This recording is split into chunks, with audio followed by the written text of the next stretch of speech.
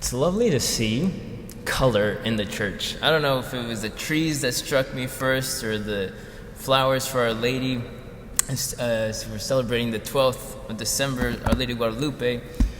There's just something about a burst of color that's very refreshing. And I feel like this church in a lot of ways is still a work in progress. Thanks be to God that He never gives up on us. And this is the season of Advent, which is a process. It's a time of expectation. It's a time of preparation. And we could all use a little hope along the way. I'm wearing pink. I call it pink. The church calls it rose. They can call it whatever they want. I was trying to get out of it, and Deacon Tony put on his vestment first, and I thought, well, if he's wearing pink, I'll wear pink. It's rose, and it's a color of hope and joy. Because there is something about that pop. When you see a burst of color, it gives you a sense of hope. And the church is doing that for us because she knows that we are in a process. What are you in the process of? What are you working on? This Advent, are you preparing yourself? Is there something you've taken on to help kind of prepare the way for Jesus in a new way this Christmas, even though you've done many Christmases in your life, probably every year? Are you not working on something? Do you feel you're kind of stagnant? You're just going through the motions? Where are you at? The church today, again, recognizes that if we're trying, we're probably struggling. Because all of the encouragement she offers means that she's anticipating we're struggling sometimes. We need a little burst of color because we kind of lack it a lot of days. Sometimes we just want to get there. The point of a journey is the destination. And we love to say, I can't wait. I can't wait for Christmas to be here. I can't wait for this exciting moment and, my friends getting wedding. I can't wait for the wedding. Or I can't wait for my boyfriend to bend down his knee and finally put a ring on it. I can't wait. Or I can't wait for this to be over. I can't wait to get my life back together. I can't wait for the doctors to figure out what's wrong with me. We have that expression, I can't wait. I'm a big fan of this priest, Father Mike Schmitz. I really believe he's a man of prayer, and his homilies are just so striking. So I, as a priest, like to listen to preachers because I never learned the lesson of why plagiarism is bad. I have no problem stealing other preachers' material. Father Mike Schmitz is wonderful. He said this week, we say I can't wait because we literally can't. We're really bad at waiting. We don't enter into the waiting process. We just tolerate the process. We're not patient at all. We just want to get there.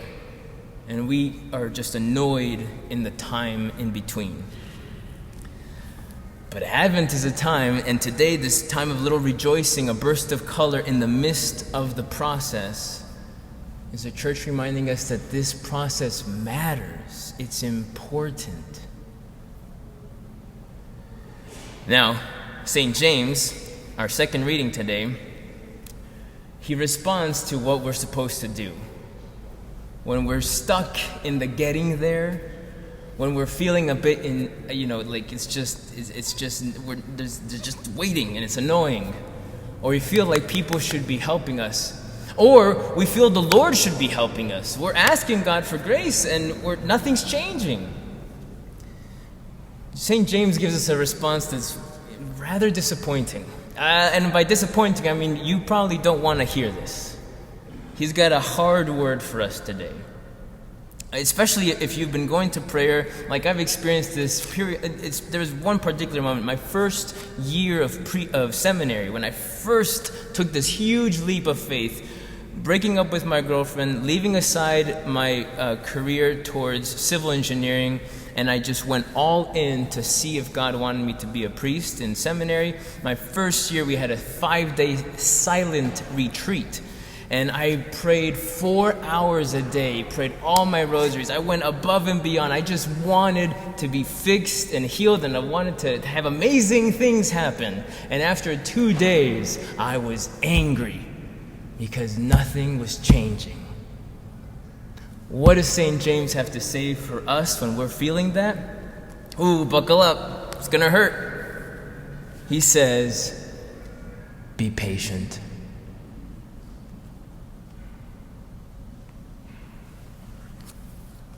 Be patient. It's not what we like to hear. But why would that be the word for us today?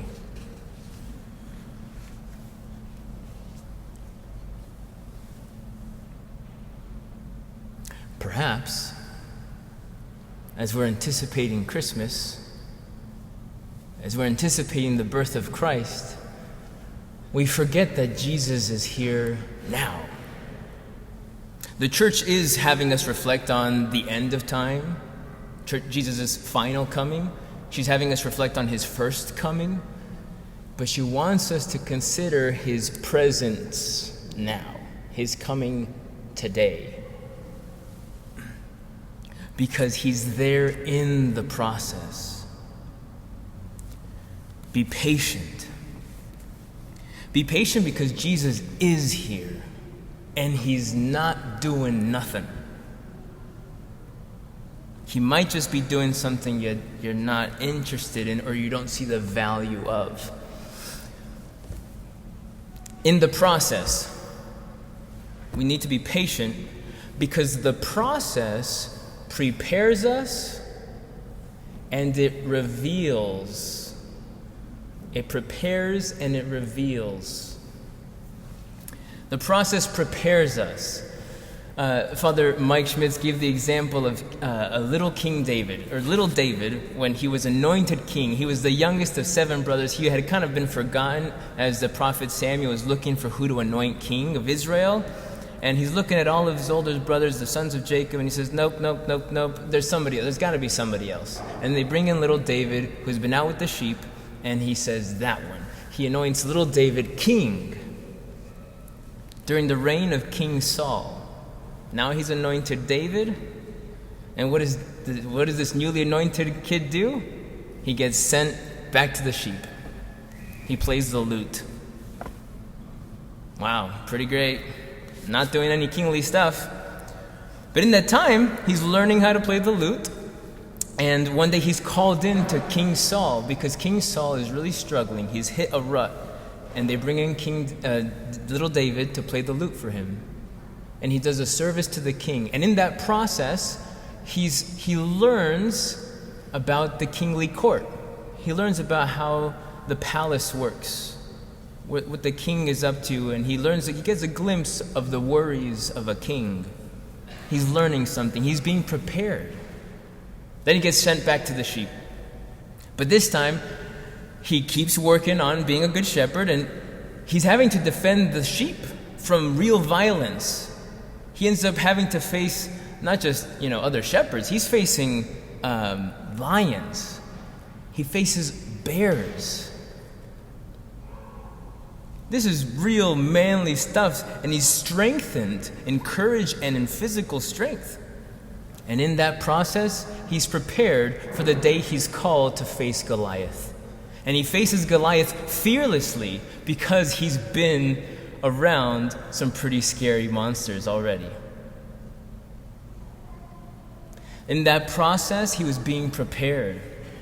He then gets sent into leading armies. He learns strategy. He learns how to be a general. But again, he's not king yet. What's the deal? This is a long process. But each stage, he was being prepared. There's all kinds of other things that happened to poor David, including being exiled and chased by King Saul, who wants to kill him. And he ends up being the leader of a little ragtag group of wanderers. He's now a leader of a gang. That is far from the status of king. And it seems like God has abandoned his plans. But that's not the case. In the process, he was being prepared. Learning the hard way, which is God's preferred way. That's why we're being challenged to be patient. God is here and he's doing something. He's preparing us. In the process, the process reveals. It has the aspect of revealing things to us. If we're in the process of improving my self-control, we're learning how bad we are at self-control. I guarantee you, if you are striving to get closer to God, you're learning in that process how far you are. In the process of spending quiet time with Jesus in adoration or in church or in your home, if you really invest time to stretch yourself, to enter the process of spending more time with Jesus, I guarantee you what's being revealed to you is how impatient you are, or how selfish you can be, or how easily your mind wanders to things that are not as important. But that's part of the process. We must be patient in, because it's a mirror. It reveals where we're struggling, where not only are we struggling, it reveals to us where Jesus wants to go. He wants to be there with us in those areas where we're learning how selfish we are, or how impatient we are, or how little we know about our faith. It's not pretty to look at those defects in us, but that is where Jesus wants to be.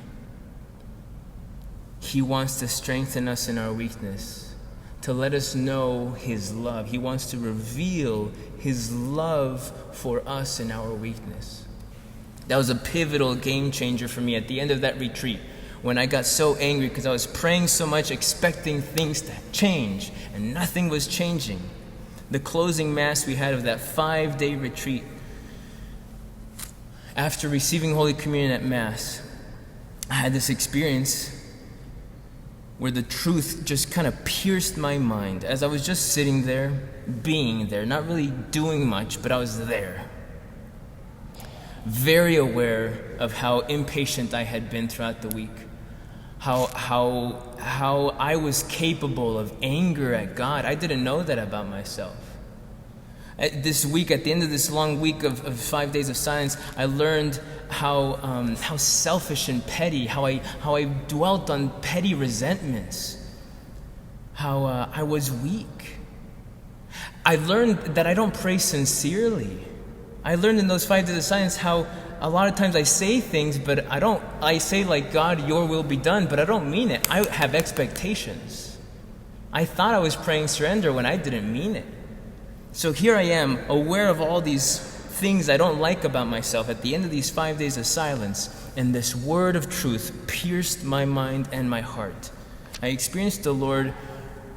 I didn't hear a voice, but the truth pierced me through, where the Lord's words were, I love you with all your sin. That's not what I expected. And it felt beautiful, but at the same time deeply challenging. Because it was the Lord saying, be patient. But I learned in a new way, a lesson that I've had to learn again and again in my life, that God was there. Loving, preparing, revealing. That's a great source of joy. And friends, that's not just a happy thought. We're about to do that in this Mass.